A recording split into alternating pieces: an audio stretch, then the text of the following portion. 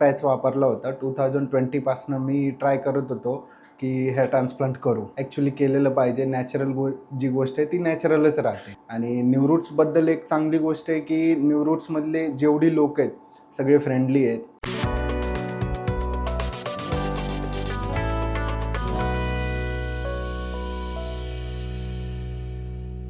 मला न्यूरूट्सबद्दल bye Instagram through कळालं. तर Instagramवरती माझे एक कलीग आहेत, माझे खूप सीनियर मित्र आहेत.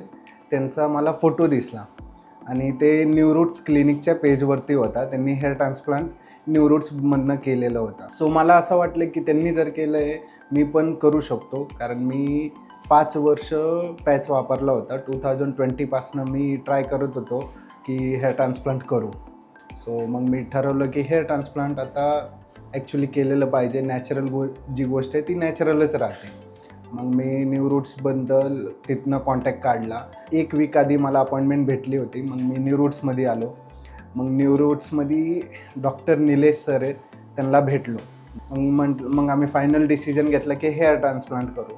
मग आज मी आलो ॲक्च्युली इथं न्यूरूट्समध्ये. आणि न्यूरूट्सबद्दल एक चांगली गोष्ट आहे, की न्यूरूट्समधले जेवढी लोक आहेत, सगळे फ्रेंडली आहेत. आणि मला खूप नर्वस वाटत होतं, की हेअर ट्रान्सप्लांट नको करायला यार, भीती वाटते, हे साईड इफेक्ट होतील, ते होतील. पण मग नंतर स्वतःला बूस्ट केलं, इकडं आलो, डॉक्टर निलेश सरांशी पण भेटलो. त्यांचं ॲम्बियन्स आणि इथल्या लोकांचा जे काय स्पेस आहे, ते एवढं भारी वाटलं, की कॉन्फिडन्स बूस्ट झाला.